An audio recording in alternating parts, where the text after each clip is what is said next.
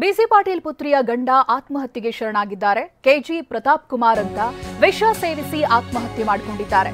ಬಿಸಿ ಪಾಟೀಲ್ ಮಗಳು ಸೌಮ್ಯ ಅವರ ಗಂಡ ಪ್ರತಾಪ್ ಕುಮಾರ್ ಆತ್ಮಹತ್ಯೆಗೆ ಶರಣಾಗಿರೋರು. ದಾವಣಗೆರೆಯ ಹೊನ್ನಾಳಿ ಅರಣ್ಯ ಪ್ರದೇಶದಲ್ಲಿ ಆತ್ಮಹತ್ಯೆಯನ್ನ ಮಾಡಿಕೊಳ್ತಾರೆ. ಹೇಗಂದ್ರೆ ರಸ್ತೆ ಬದಿ ಕಾರನ್ನ ನಿಲ್ಲಿಸಿ ವಿಷವನ್ನ ಸೇವಿಸಿ ಪ್ರತಾಪ್ ಕುಮಾರ್ ಸುಸೈಡ್ ಮಾಡಿಕೊಳ್ತಾರೆ. ತಕ್ಷಣವೇ ಪ್ರತಾಪ್ ಕುಮಾರನ್ನ ಆಸ್ಪತ್ರೆಗೆ ದಾಖಲಿಸುತ್ತಾರೆ. ನೋಡಿದಂತ ಸ್ಥಳೀಯರು ಜೊತೆಗೆ ಹೆಚ್ಚಿನ ಚಿಕಿತ್ಸೆಯನ್ನ ಕೊಡುವಂತ ನಿಟ್ಟಿನಲ್ಲಿ ಶಿವಮೊಗ್ಗದ ಮೆಗ್ಗಾನ್ ಆಸ್ಪತ್ರೆಗೆ ದಾಖಲು ಮಾಡ್ತಾರೆ. ಆದರೆ ಚಿಕಿತ್ಸೆ ಫಲಿಸದೆ ಮೃತಪಟ್ಟಿದ್ದಾರೆ. ಅಳಿಯ ಪ್ರತಾಪ್ ಕುಮಾರ್ ಆತ್ಮಹತ್ಯೆಗೆ ನಿಖರ ಕಾರಣ ತಿಳಿದು ಬಂದಿಲ್ಲ. ಬಿಸಿ ಪಾಟೀಲ್ ಅವರ ಅಳಿಯ ಹೊನ್ನಾಳಿ ಪೊಲೀಸ್ ಠಾಣೆ ವ್ಯಾಪ್ತಿಯಲ್ಲಿ ಇದೀಗ ಪ್ರಕರಣ ದಾಖಲಾಗಿದೆ. ಸ್ಥಳೀಯರಿಗೆ ಗೊತ್ತಾಗಿದೆ ಈ ರೀತಿಯಾಗಿ ಸುಸೈಡ್ ಅಟೆಂಪ್ಟ್ ಮಾಡಿದ್ದಾರೆ ಅಂತ. ಅಲ್ಲಿಂದಲೇ ಅವರನ್ನ ಆಸ್ಪತ್ರೆಗೆ ದಾಖಲಿಸ್ತಾರೆ. ಜೊತೆಗೆ ಹೆಚ್ಚಿನ ಚಿಕಿತ್ಸೆ ಬೇಕು ಅಂತ ಮೆಗ್ಗಾನ್ ಆಸ್ಪತ್ರೆಗೂ ಕೂಡ ದಾಖಲು ಮಾಡ್ತಾರೆ, ಚಿಕಿತ್ಸೆಯನ್ನ ಕೊಡ್ತಾರೆ. ಆದರೆ ಚಿಕಿತ್ಸೆ ಫಲಿಸದೆ ಸಾವನ್ನಪ್ತಾರೆ. ಇದೀಗ ಆತ್ಮಹತ್ಯೆಗೆ ಏನ್ ಕಾರಣ ಇದೆ ಏನು ಯಾವುದು ಕೂಡ ತಿಳಿದು ಬಂದಿಲ್ಲ. ಸದ್ಯಕ್ಕೆ ಅಲ್ಲಿಯ ಸ್ಥಳೀಯರು ನೋಡಿರೋ ಪ್ರಕಾರ ಅವರಿಗೆ ಏನು ಉಸಿರಾಟ ಇತ್ತಂತೆ, ಜೊತೆಗೆ ಸ್ವಲ್ಪ ಮಾತನಾಡ್ತಾನೂ ಇದ್ರಂತೆ. ಆಸ್ಪತ್ರೆಗೆ ದಾಖಲಿಸುವಂತ ಸಂದರ್ಭ ತಾನು ವಿಷ ಸೇವಿಸಿದ್ದೀನಿ ಅನ್ನೋದಾಗಿ ಮಾತ್ರನೇ ಹೇಳಿದ್ರಂತೆ ಸ್ಥಳೀಯರು ಬಂದಂತ ಒಂದು ಸಂದರ್ಭದಲ್ಲಿ.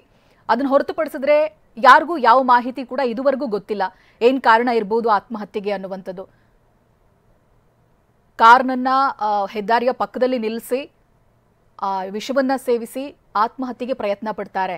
ಆದ್ರೆ ಆಸ್ಪತ್ರೆಗೆ ಸೇರಿಸೋವರೆಗೂ ಕೂಡ ಅವರಿಗೆ ಜೀವ ಇತ್ತು, ಉಸಿರಾಡ್ತಾ ಇದ್ರು. ಆದ್ರೆ ಚಿಕಿತ್ಸೆಗೆ ಸ್ಪಂದಿಸಲಿಲ್ಲ. ಎರಡೆರಡು ಆಸ್ಪತ್ರೆಗಳನ್ನು ಬದಲಾಯಿಸ್ತಾರೆ ಚಿಕಿತ್ಸೆಯನ್ನ ಕೊಡಿಸೋ ನಿಟ್ಟಿನಲ್ಲಿ. ಆದರೆ ಚಿಕಿತ್ಸೆ ಫಲಕಾರಿಯಾಗದೆ ಸಾವನ್ನಪ್ತಾರೆ. ದಾವಣಗೆರೆಯ ಹೊನ್ನಾಳಿ ಅರಣ್ಯ ಪ್ರದೇಶದಲ್ಲಿ ಆತ್ಮಹತ್ಯೆಗೆ ಶರಣಾಗಿರೋದು ಬಿಸಿ ಪಾಟೀಲ್ ಅವರ ಮಗಳು ಸೌಮ್ಯ ಅವರ ಗಂಡ ಪ್ರತಾಪ್ ಕುಮಾರ್. ಮೊದಲ ಅಳಿಯ ಅಂತ ಹೇಳಲಾಗ್ತದೆ, ಮೊದಲ ಪುತ್ರಿಯ ಗಂಡ ಅಂತ. ಏನ್ ಕಾರಣ ಇತ್ತು ಏನು ಯಾವುದು ಕೂಡ ಈ ಕ್ಷಣಕ್ಕೆ ತಿಳಿದು ಬರ್ತಾ ಇಲ್ಲ. ಪ್ರತಾಪ್ ಕುಮಾರ್ ಅವರ ಕಾರಣ ದೃಶ್ಯವನ್ನು ನೀವು ನೋಡ್ತಾ ಇದ್ರಿ.